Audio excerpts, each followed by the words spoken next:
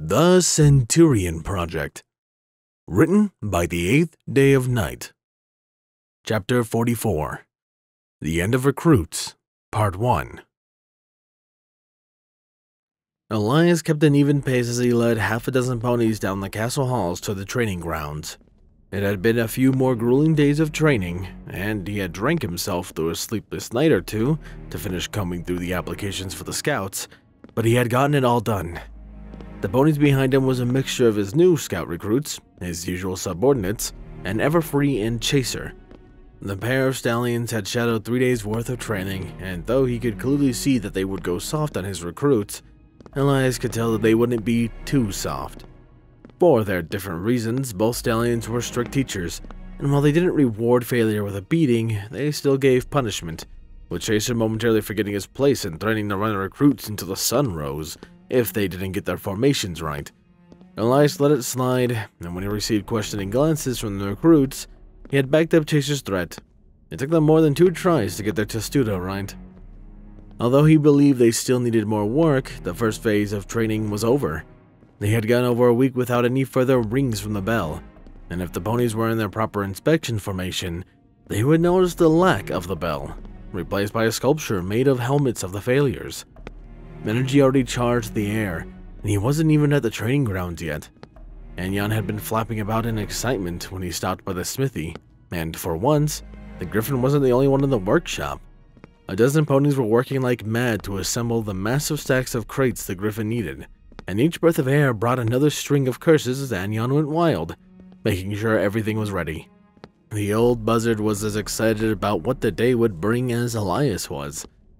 Still, nobody but Anyan knew what was about to happen, and Elias even managed to keep it hidden from Bookbinder, a process that had involved stealing his invoices to the blacksmith, while also not so threatening the unicorn with changing his mind about her wedding day if she violated his trust. Though he knew it would be an exciting occasion, he made it seem like something deadly serious had occurred. The recruits had been roused from their slumber 3 hours after they had gone to bed, and they were thrown into formation. He had threatened both of his Centurions with punishment if he found so much as a scuff on their armor. His acting made the rest fall into place. His commands had gotten harsher as the previous evening progressed, and as he stalked down the hall, he had his face in a stern scowl, his helmet under his arm, and his shield sat on his back. He was ready. Elias hit the doors to the training grounds with enough force to make them slam into the wall. He had to hide a small grin as he saw a pony hop in place, and for a moment, he was fairly sure it was Granite. The Earth Pony disguised his surprise well, though, and he saluted Elias sharply as the human came stalking up. "The recruits are in order, and top form this morning, General," Granite said. "I've checked them personally. Their uniforms are in perfect shape." Elias scowled at the Earth Pony. "Well then, Centurion, I guess you can accept the whippings for every mistake I find, since you checked it so personally." Granite blinked in shock at Elias' sharp tone, but his hoof dropped and he stood stock still as Elias continued on his fake warpath. Oh, it was going to be a beautiful day. None of the recruits dared meet his eyes as Elias prowled along their line, looking for signs of weakness, though they were tense at his aggressiveness against them, and no doubt because they had been standing in formation for hours, they were still strong. They stood at ready, and though they feared punishment for some minor transgression, they weren't truly afraid. They didn't want to be punished, sure, but they weren't really scared of it. More often than not, he found confusion in the eyes of the ponies as he walked past. They had no idea why he'd suddenly become stricter, angrier with his subordinates. More than a few looked concerned. Elias found that a bit odd, but he supposed the time for acting was done. Mostly. Elias scowled as he made his way back to the stage. "First Centurion Flash, Centurions Ice Blossom and Grey Granite, front and center," he barked, his voice ringing through the training grounds. "Now!" The trio of ponies quickly formed a line before him, and Elias stared hard at them all. "Are you trying to make me look like an idiot?" Elias asked quietly, keeping his voice just loud enough for it to still carry. Flash frowned and glanced towards Elias with an inquisitive look, but Granite was the one who spoke first. "Well, of course not, General. We followed your orders to the letter." Elias stepped to the right so he was directly in front of the Earth Pony. "Oh, so it's my fault that my entire legion is out of uniform." Granite winced as Elias' spike in volume. The human stood up straight and ran a hand through his hair, making deep sighs begin to pace. I cannot believe the sheer lack of discipline here today. I specifically asked in my letter that my legionaries be in formation and fully polished armor, and yet all I see here today is a bunch of fucking recruits. Elias took a deep breath, but in the space of his inhale, Anyan's rough voice carried across the training grounds. Hurry up, you rat-eating bastards! You missed our cue! Elias couldn't keep his false anger going any longer, as the griffin strutted into view with a puffed-out chest and wide grin. And Elias shook his head and smiled as a large team of ponies inked at a tall stack of crates forward, grunting and groaning as the heavy boxes weighed down their carts so much that the wheels struggled to turn.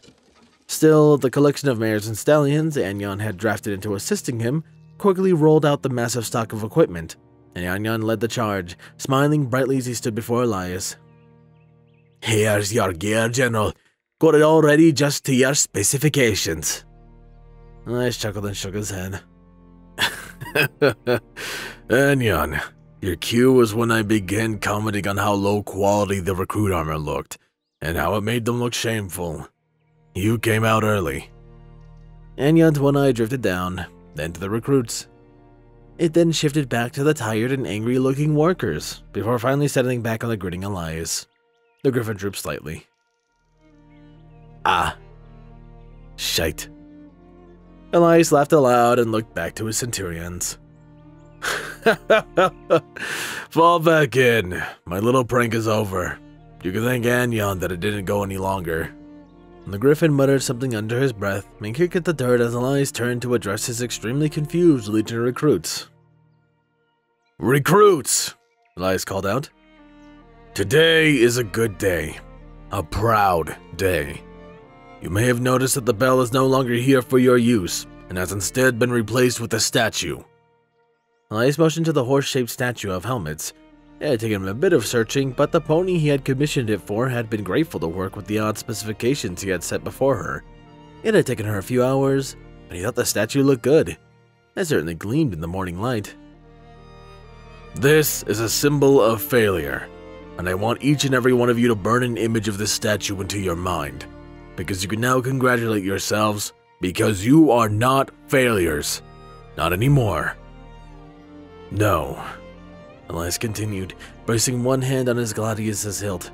Damn, the air was so crisp, so clean. It put additional energy into his bones, made his blood run just a tad faster.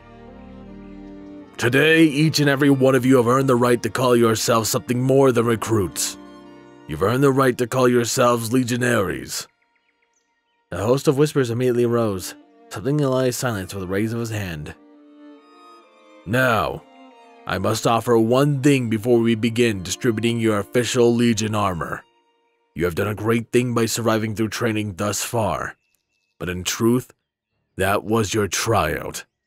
What follows in these next few months will be grueling and backbreaking, but I promise by the end of it, nobody, not in Equestria, nor outside its borders, will be able to stop you. Elias bowed his head slightly.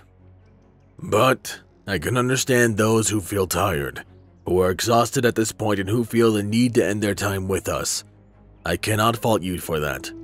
This has been an exhausting experience, so I offer this one final chance to you. Elias motioned to the statue. You have shown everyone here that you are not quitters, are not failures. But should you feel in your heart that this is the end of your journey in my Legion, please step forward and place your helmets at the base of the statue of failures. Walk free of this place with your head held high, and with pride in your step as you walk out with the knowledge that you made it this far.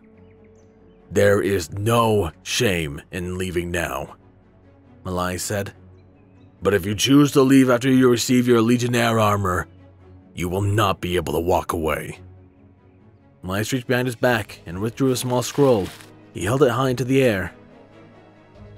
This is signed permission from Princess Luna to hold, try, and punish any deserters from my command. Know that if you take your Legion armor then try to walk away later, I will find you and imprison you until the end of the march, after which you will be tried for cowardice. He looked over to the recruits, looking for fear. He found none. I don't think I need to remind anyone here that my punishment for cowardice is death. Still nothing. The ponies under his command stood firm, though Elias did notice a frown on Chaser's face. Elias continued anyway. Now is the time to make your choice, recruits. If you leave, you do so with no shame, but you will receive no glory. If you stay until the end, whether it comes at the end of the enemy's sword or mine. He motioned towards the statue again. So, here is your chance. Speak now or forever hold your peace. The training grounds were dead silent. For once, Elias felt slightly intimidated by the mass of ponies before him. His eyes searched for that one spot of meekness or nerves that would indicate doubt, but for once he could find nothing. He began moving forward. As he searched different sections of the Legion, he found that nothing changed. Their eyes all held the same expression, and they watched him with cool confidence. Had they not been a rainbow of colors, he would have believed he was looking at clones of a single determined pony. It was terrifying.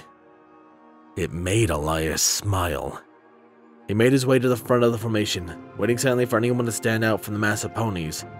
He made it to the front before somebody stepped out of formation, and a small gasp went up from the recruits as the purple Thestral saluted. Elias stopped his pacing to stare at her with a small frown.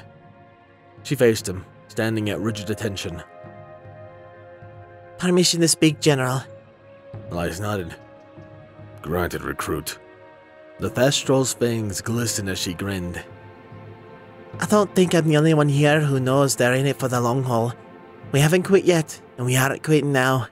Sorry to say, General, but you're stuck with us. Elias nodded and smiled. Well said, a legionary Steelheart, he said loudly. His eyes flicked from the Thestral as he stepped back into formation. To the recruits, he said, Auditor Binder has your new position sorted out. Line up by corps to begin distribution of your equipment. I will speak to you again when you look like legionaries. Elias felt his heart swell as the ponies fell back into place. The sun was beginning to rise, and as its golden light spilled into the training grounds, it sparkled off the shining silver of his legion. As they fell in, Elias looked over them in detail. He had inspected samples from Anyon, but he wanted to see the uniformity of the uniforms over the 3,000-strong mass of ponies. The legionary armor looked exactly like those his officers wore, save for the fact that their helmets lacked the distinct plume that all the guard ponies had. Elias had been adamant about his break from pony tradition, and his former recruits didn't seem to mind much. They had been taught why they lacked plumes. Spotting officers in a sea of plumes was difficult, after all, but still, the traditional Roman legionary armor looked perfect on the heads of the ponies, and they knew it. Anyon had brought tall mirrors with him, and the legionaries oohed and awed at themselves, showing their equipment off to their fellows. They also knew that they were distinct from other guards, and soon the world would be able to tell the difference from a legionary and a guard. The auxiliaries were every bit as enthusiastic, despite the lack of flash in their equipment. The helmet was the only thing that they shared with their legionary comrades. Their armor was primarily made of dragon leather, colored brown and then overlaid with silver chainmail, primarily around their core areas and joints. Elias had to make sure to keep the armor lighter so they could be more maneuverable, and so that they could carry more ammunition. Enchanted sheaths lined their body, designed to allow them to easily balance massive loads of pilas and arrows, as well as medical supplies for the healers scattered among the auxiliary corps. The third group to receive their armor were his freshest recruits, but with the rush to fill in scouting roles, Elias also had to rush the scouting armor. It was modified auxiliary armor, unfortunately made with a weaker material, wild cowhide. Elias had made Anyon compensate by enchanting the leather with additional speed and armor spells, but only so much could be done to strengthen the softer material. Elias knew that his scouts would be particularly vulnerable, especially given that they wouldn't receive helmets. The Pegasi had agreed as a group that wearing anything on their heads would impede their ability to spot and move about quickly, so Elias had agreed to waive helmets. He just hoped that being high in the sky would prevent them from getting killed. With as short notice as he had received, Elias had cut corners as he developed training regimens for all the ponies, so all of them were Pegasi. That had come with a healthy mix of benefits and drawbacks. A benefit had been that he talked with Luna to bring in some Pegasus-specific trainers, a group of whom were supposed to arrive within hours to drill the scouts and bring them up to their peak physical capacity. A drawback had been that Leinart had immediately gotten word of Elias' exclusive scouting detachment and had cried foul to Celestia about discrimination. Elias had responded by pointing out the unicorn's refusal to include him on scouting reports, and after a heated debate, in which Elias had almost thrown the pony out of the window, the charges had been dropped on Celestia's order. Overall, however, all the groups of the Legion held one thing in common: the red of their underclothes. The cloth was heavy, bolstered with a bit of padded armor as for an extra measure of protection, but more importantly, it made them look like real legionaries. No longer would they have to wear their armor constantly. Instead, they would wear the simple red tunic, using it as a clear label that they were Legio 1 Equus. It would be yet another note of pride for the ponies, and it threatened to put a wide smile on Elias' face. It hadn't been easy to establish the myriad of Legion traditions from nothing, and it especially hadn't been easy for the ponies to adopt them all. But he was getting there, slowly.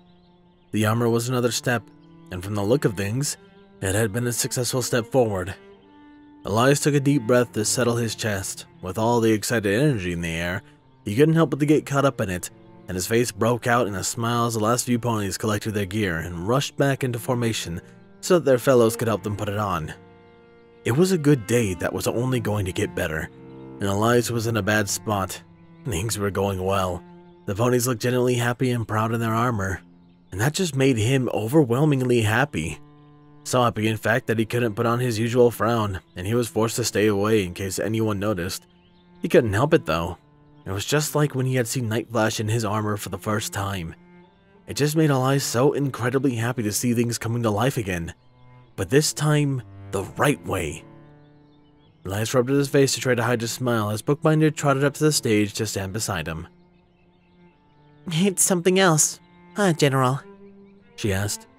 Elias nodded. That it is, Auditor. I'm concerned that I won't be able to hold it together when I make them toward their new bunks. And this afternoon's march? He scoffed. I'm going to be a damned mess. Bookbinder gave him a look of fake shock. General Bright genuinely happy? The stars will plummet, the world will end. Woe is me, I can't believe my eyes. Elias managed to find his scowl as the unicorn nudged his leg and grinned. I could have you court-martialed. You know that, right? He grumbled. Bookbinder chuckled and looked back to the legionaries. You could, but I don't think you will. I've made myself too valuable to your operation. It would take a dozen ponies to replace me. Nobody could replace you. Elias mumbled as he looked away. Bookbinder's ears flicked, but she seemed to pretend not to hear them. Instead, they both watched silently as the last few ponies fell into formation, turning the training grounds into a sea of glistening sea of silver. The sight brought up a lot of things in Elias' memories, both good and bad. His bad eye twitched slightly as he stared at the Legion, formed up in shining silver. An image of his human Legion coated in blood flashed by momentarily, but with a blink the sight was gone. It already turned his stomach, however, and it helped bring Elias down from his excited high. He rolled his shoulders slowly as he tried to find his calm place. Taking a step forward, Elias clasped his hands behind his back and cleared his throat, trying his best to erase all signs of nerves. Congratulations! You are no longer recruits, but legionaries. I expect you to act like it. Review your Legion manuals if you believe you might be doing something stupid. But for now, Elias couldn't help himself as he gave out another compliment. You all look good. Almost like real soldiers. Form up in your sections and clear out your bunkhouses. Gather all of your belongings because you will not be returning. It's about time to show you to your real quarters. To say the legionaries were excited about the drastic upgrade to their living spaces was an understatement. As soon as they had cleared out all their belongings, Elias had ordered the old barracks demolished to make room for additional drill space. Then he had led the Legion through the garden wall of the training yard to their new bunkhouses. The new bunkhouses blended in smoothly with the greenery, and despite their attempts at discipline, the ponies squealed as they saw the elegant buildings. The sound threatened to bring another smile to Elias's face. And why shouldn't it? The buildings had been expensive and difficult to design. Elias had hoped it would be a suitable reward for the hell he had put the ponies through. as well as for what they had yet to endure. The outside of the new buildings was done up in stone, unlike the thin wooden walls of the previous barracks. A small waist-high wall surrounded each building, with wrought iron gates allowing for access to the barracks. The pillars on either side of the gate held copies of the Legion standard, along with cohort designations. It took no prodding for the ponies to separate into their sections, and though Elias warned them about moving too quickly, he began hearing shrieks of excitement as the ponies bolted into their new quarters. He sighed and shook his head in exasperation, then gave the order for the ponies to go wild. In an instant, the outside was empty, and the barracks was filled to the brim with ponies, all of whom were admiring and celebrating their superior quarters. Elias didn't follow them inside. He had in fact already done several inspections to ensure that his troops weren't being cheated. It wasn't too lavish, but it was designed with the intention to be practical as to suit all their training needs, as well as comfortable to help them relax after. Each bunkhouse was outfitted with small smithies for armor repair, expansive bathroom facilities, as well as a laundry facility for those who didn't want to deal with the castle's inane cleaning staff. The maid staff were asinine, and had he not been working with General Lionheart, they would have been his single greatest source of complaints. Another addition to the bunkhouse was the superior beds with actual bedding, rather than the cheap stuff Elias had stocked the recruits' houses with. Finally, he had several magic storage areas installed so that the ponies wouldn't be crowded by the gear they had yet to receive. Bookbinder danced on her hoof tips as she looked back and forth between Elias and the entrance to the nearest bunkhouse, that of the second cohort auxiliaries. Night Flash also looked mildly curious, but for once, Bookbinder was the more excitable of the pair. A small whine escaped the mare's mouth as some legionary within the bunkhouse began shrieking about how soft the carpets were, so Elias decided to throw the dedicated mare beside him a bone. "Auditor, would you like to see the interior of the Legion bunkhouse?" The unicorn looked at him with her massive pleading puppy dog eyes. Please, General. Not knowing will be the death of me. Night Flash and I go home every night. If we don't go in now, when will we? Elias rolled his eyes. "Fine," he said as he motioned towards the open door. "But make it fast, and make sure they're going to get settled in there. We still have training to do." Elias had no idea why he bothered to finish the sentence. Bookbinder had bolted through the door as soon as he said fine. Night Flash chuckled and shook his head. "Sorry about that, General, but Bookbinder loves looking at home interiors. She's the one who found and bought the home we'll be moving into after our wedding." Elias glanced down at the Pegasus. "And are you excited about that? Getting your own place?" Night Flash looked up and nodded. "Yes, General, I am. It's got a lot of space for our expanding family, and we can finally feel like we're not just hanging on her parents. We've been staying in their house for a little over a year now, and they say we're fine, but..." "You still feel like a burden." Elias finished. He looked back to the barracks, noticing a flash of mint green as Bookbinder bolted by a window. "Now you know how I feel most of the time." Night Flash shrugged. "Maybe a little, but I think what you experience is different. Probably a bit more serious. Either way, you can ease that feeling of burden with every day of training." "And why's that?" Elias asked as he saw a flash of green magic levitating what looked to be one of the entryway rugs. Night Flash gestured around them. "All of this? Frankly, General, you're earning everything you've got coming to you. Not counting what you're earning while a general, your retirement package will be substantial. So much so that you could live comfortably off it for the rest of your days." "Ignoring the fact that I'm already an independently wealthy individual," Elias commented as he saw a red-violet tail whip by. A cry of joy pierced the air, followed quickly by over a dozen. The noise disconcerted him. Night Flash nodded in agreement with his words. "But that's just the money side. Imagine, General, you have so much you can do after the march. Whether you want it or not, you're gonna earn prestige, so keeping your current job would be no trouble. If you decide to quit, though, there are still so many avenues open. You could write training manuals, act as an instructor, do foreign mercenary work, anything military-related, really." Night Flash smiled as the red-violet tail flashed through the windows, followed swiftly by a dozen flashes of silver. "But say you didn't want to do something related to war. You could write books on human cultures and other stuff, teach classes maybe.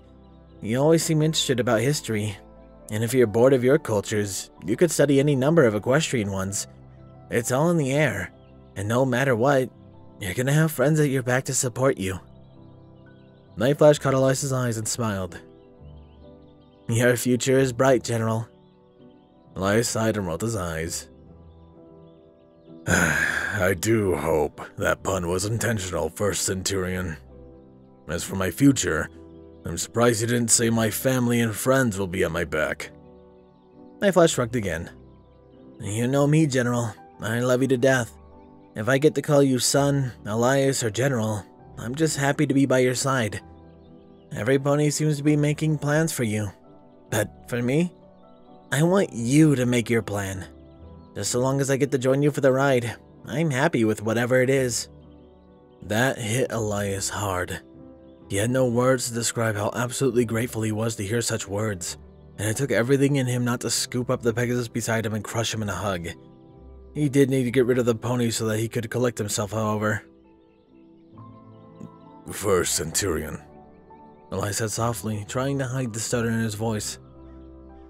Please go retrieve Auditor Binder before she explodes. Night Flash grinned and saluted. Right away, General. The Pegasus was off like a shot, and Elias quickly heard the sound of shrieks rise in the barracks. A flash of red violet was pursued hotly by a flash of dark blue as the pair ran amok in the bunkhouse. The sight put a small smile on Elias's face, and he crossed his arms, letting happy tears stream down his face as his parents made fools of themselves before the legionaries. Oh, but the carpets were just so soft and pretty, Bookbinder gushed as they marched down the road to Ponyville. And the color schemes! General, you are a visual genius. Who cares about the guard? You should be an interior designer. The crystal chandeliers were so beautiful and so bright. They lit up the room perfectly, and then the bunks were perfectly spaced out for the ponies, and then the sheets matched the carpets. Oh, it was so wonderful. Elias didn't have it within his heart to stop the unicorn from blabbering on as she talked about his and Night Flash's ears off. The only reason everything within the bunkhouse matched was because Elias had to ensure they were the same red as the rest of the uniform, meaning that everything matched perfectly. The gray stone of the building worked well with the brilliant red, and the rest was simply tailored to match. Bookbinder couldn't have gotten enough of it, however, and she had begun talking about his brilliant interior designing skills, since Night Flash had dragged her from the building by her tail. The auxiliaries had followed the pair out, smiling widely. Elias would have punished them for laughing at a superior's expense, but since they were already in their marching packs, he let it slide, especially when Bookbinder saddled up to him and began singing his praises. Elias tuned out her compliments as he focused on the tasks ahead. For the short term, they were supposed to begin training on the quick construction of the castra they would be using. Despite the protest he had received, Elias had managed to get Celestia on his side for once, and the march would use the fortified camp he and Scarlet had designed. While the rest of the army wouldn't be informed of their jobs for another month or two, Elias needed to ensure that his legionaries would be able to do their part. Since he could trust them to do what he said, Elias had taken the hardest jobs, that of gathering materials and constructing the castra walls. The job was made easier with things like magic, but the ponies in his command still needed to be able to properly gauge what was appropriate and what wasn't. If the wall had even a single weak spot and they came under attack, they would be in a bad spot. As for the long term, there was still so much to do. The castra was only part of it. The legionaries still needed to be taught their advanced formations, still needed further combat training, and needed to get used to their full rucks.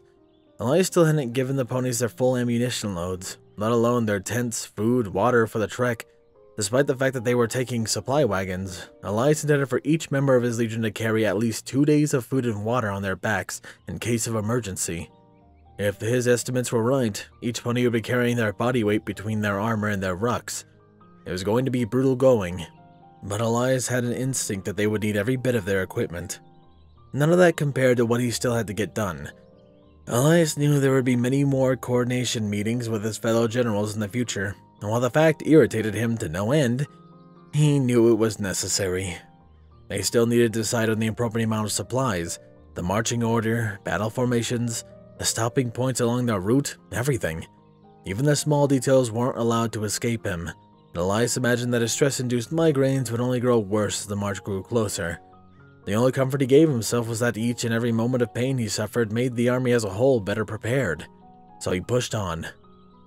The formation in front of Elias ground to a halt, and before Elias could open his mouth, A bright blue pony with a green and white mane landed in front of him. The back of his mare saluted sharply. Elias scowled at her in return. Report. Why have we stopped? The pony dropped her hoof.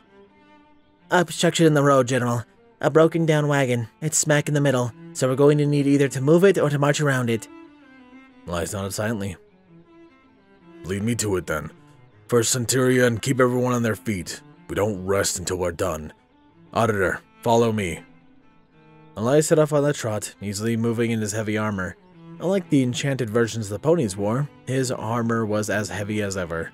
It was a silly thing, but it made him feel safer, more protected. From what he didn't know, but when he slid into the silvery steel of his cuirass, everything was just a bit better. As he trotted past his rows of stopped legionaries, the edge of a shouting match began to reach his ears. The scout cast a nervous glance back at Elias, but she continued moving forward, leading him toward the pair of arguing ponies in the middle of the road. Mac, I'm telling you, we gotta get the axle fixed. I know we're holding up these ponies, but if we put the cart in their ditch there, it ain't never coming out. The on pony was an orange mare wearing some kind of cowboy hat. She was dwarfed by a stallion that was only a few inches shorter than Elias was, and he was fairly sure he had undergone a growth spurt recently. His alicorn reference for height had changed, and he was closer in height to Celestia now. Yet, the red stallion with the green apple stood tall against the smaller mare. He chewed a piece of hay in his teeth as he spoke, slow and low. Applejack, ain't nothing we can do to fix it here. I realize it ain't the best, but we're holding up ponies. It ain't right. The orange mare, Applejack, stomped her hoof. Dang nabbit, Big Mac, you're not even trying to be reasonable with me. Big Mac shook his head and looked towards Elias as the human slowed his jog to a walk.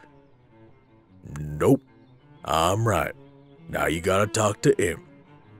Applejack whirled with her jaw set in a hard line. For some reason, however, her eyes seemed to skip past Elias and instead focused on Bookbinder. Listen here, Missy. I know y'all got places to be, but so do I. We've been trying to get into town all day, but this darn cart ain't what she used to be. Now, unless you're fixing to help, I'm gonna need y'all just to wait a while as I run back to the farm and get the spare axle. Elias tuned her words out as Bookbinder tried to act as a mediator. Instead, he looked towards the cart itself. At a glance, he could tell the cart was loaded far past its capacity. Apples were stacked tall upon it, and he could see the entire thing sagging in the dirt. His eyes flicked down to the rear axle to find it snapped cleanly in two. It was all wood, and while it likely had been excellent craftsmanship once upon a time, that time was far past. Bookbinder tried to speak, only for Applejack to begin arguing with her instead of Big Mac. Elias let his unicorn assistant distract the mare as his long-forgotten hobby rose in his mind. He had tried his hand at woodworking, and though he had never been particularly good at it, he was more than sure he could figure out a way to mend the axle with a pilum shaft. It would certainly be faster than trying to calm down the orange farm pony that was agitating his assistant. He pulled his helmet off as Bookbinder got in Applejack's face, and a second loud voice began tearing through the air.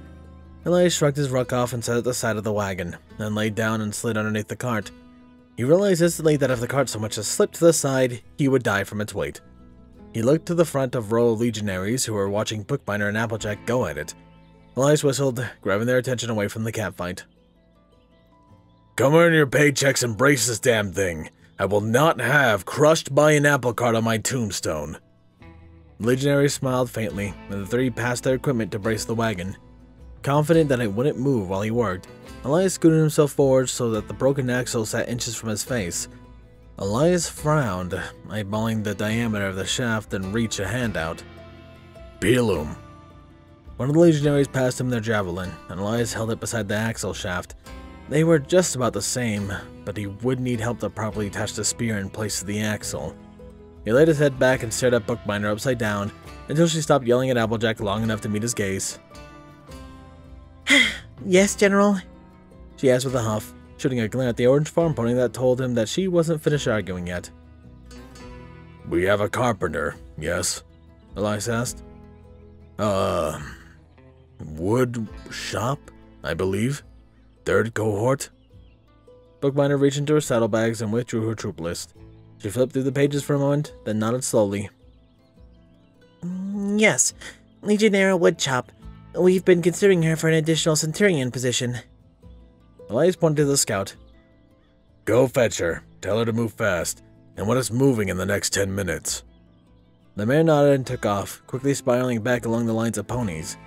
With a helper near at hand, Elias set to work removing the heads from both ends of the pilum shaft.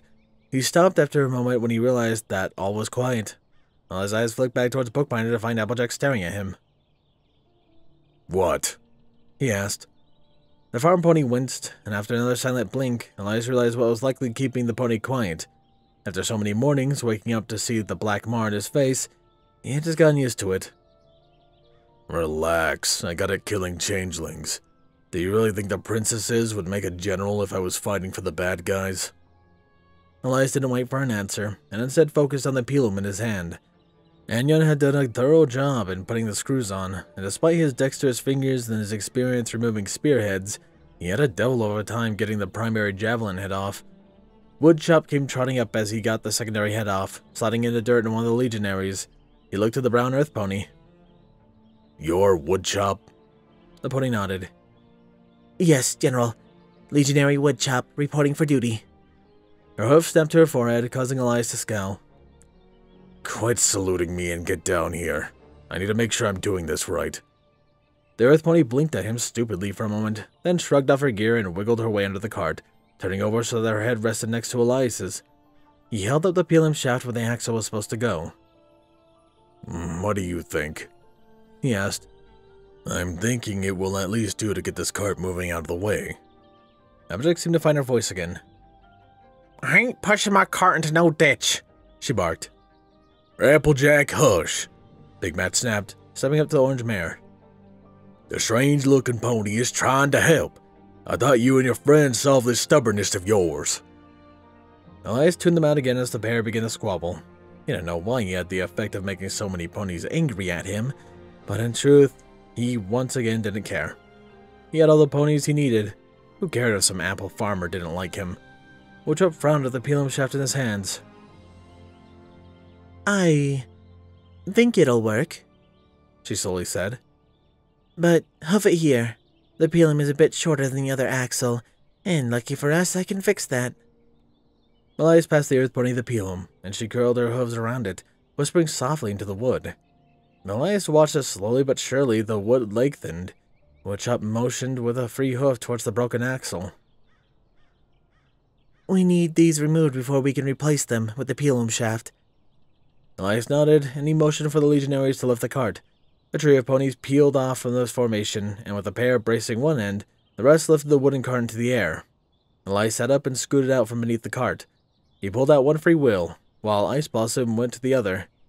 Out of the corner of his eye, Elias noticed Granite inching towards the pair of arguing apple farmers, clearly waiting to see if the argument would get uglier. Elias braced the inside of the wheel shaft and pulled the piece of axle free. Ice Blossom quickly did the same. Then the pair realigned the wheels to their wells and held them steady as Woodchop slid the pilum shaft into place. It slid easily into the center of the wheel. Elias again watched as the wood grew and expanded to fit perfectly within the wheel. A cap even formed, making sure that the new axle stayed perfectly in place. He looked at Woodchop, who smiled at her work. "And that's that, General. Should work good as new now. With the way Anyon's been making these pilum shafts, it should be good to run for years." "Good," Elias replied. "Get out from under there so we can get going again." Woodchop nodded as she rolled over and then crawled out from underneath the wagon. On the 3 count, the rest of the ponies set the wagon back down, then moved quickly to fall back into their positions. Elias dusted himself off as best as he could, scooped up his helmet and ruck, sliding them both on quickly. Geared up once again, Elias looked towards Big Mac and Applejack. The stallion looked rather happy, and he stepped forward quickly with his low southern drawl leading the way. "Thank you. This wagon's been a bother for years now. I'll move it as fast as I can to get out of your way." Elias gave him a small nod. "Excellent. It may have been a minor delay, but as long as we get underway quickly, I'm sure we can make up for lost time." Elias glanced towards Ice Blossom, who nodded and turned to the legionaries. "You hear that? We're double timing it to Ponyville. No more breaks for you lot." Elias adjusted his ruck straps, then paused as he felt his bad eye twitch. His eyes flicked up to Applejack, who was fixing him with a mean glare. Far more alarming was the massive spike of waves around her head. Elias frowned and met the mare's eyes. "Something wrong, miss?" Applejack growled. I didn't ask for your help. Didn't need it neither. Mac and I couldn't take care of the cart all on our own. Big Mac scowled at his sister. Applejack, that is enough. We weren't moving for nothing. Leave the stallion be and let's get moving. Applejack shook her head and she kneaded at the ground with her foreleg. No, I heard of this fella before. It's the one that nearly attacked Fluttershy. Ain't no pony can get away with attacking my friends. Bookbinder placed herself between Elias and Applejack. Miss Applejack, I suggest you step away, The unicorn said with a snarl. You must have misheard things, because your friend decided to harass our march. General Bright merely stopped her and made sure her little protest didn't impact our training. Elias ignored the pair of mares as they set to arguing again. His eyes were far more focused on the waves. He could see a faint line trailing away from Applejack and into the formation of legionaries. Elias's eyes narrowed as he tried to pick out where the waves were originating from and what it could mean. He had an idea, but he needed to be sure before he acted. Nightflash appeared at his side and tapped his leg gently. General, what should we do? Auditor Binder is about to rip the element of honesty in half. Elias blinked and returned to the real world to find Bookbinder and Applejack at each other's throats. Big Mac was trying to pull his sister back by her tail, but the mare was planted like a tree. Elias frowned. Yeah, let the farce go on for far too long. Auditor, he shouted. That's enough. Return to your position in formation. Bookbinder stopped growling at Applejack to stare at him in mild disbelief. General, you can't be taking her side. She's insulting you. Elias walked forward so that his shadow fell over both mares. That may be, Auditor, but if I'm so weak as to be taken down by insults, I shouldn't have become a soldier. Back to your position. I won't tell you again. Bookbinder stared for a moment more, then huffed and turned away, growling dark words under her breath as she trotted towards the center of the column. Elias took comfort in the fact that she wasn't glaring at him, but instead at Applejack. A small realization popped into his mind. Anger.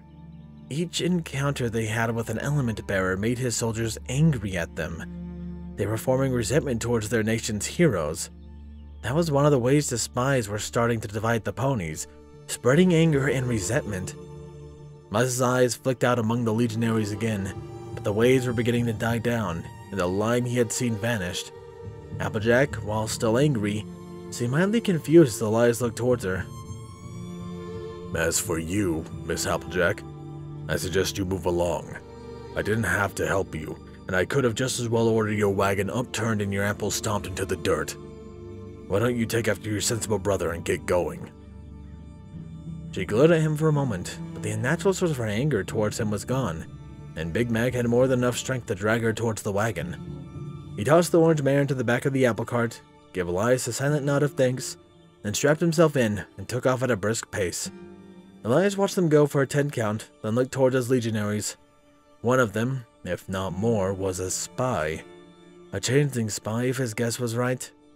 He had to take more measures to weed the rat out and eliminate them.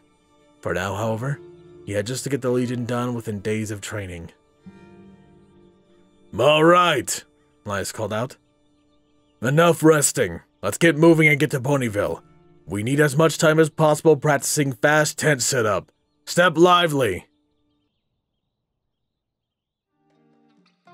Thank you to my wonderful Patreons. Thank you my Tier 1s, Balance Kindness, Dreamless Portal, Night and Game, Hyperlink, Jason, Chaselin Master, Starlight Blaze, Bryony Dragonwolf, Lunar Gaze. My Tier 2s, Captain Blue Shadow, Chaotic Mist, The Animated Ghost, DJ Max 2000, Elemental Wolf, H1 Wolf King, HK24, aka Texture, Mackenzie McCullough, Nocturne, Papa Lennon, Redeemer of Dark, Solus, Eclipse, Sword Brother and Mordred, and RD Bryant. And of course a large thank you to my previous Titan tiers, Dark Guardian, Danish Dash, and Maverick. And a large, big thank you to my current Titan tiers, User 1842 and Silent Titan. I appreciate your support so much and it means a ton to me. That aside, however, this has been Firehearth. Have a wonderful day.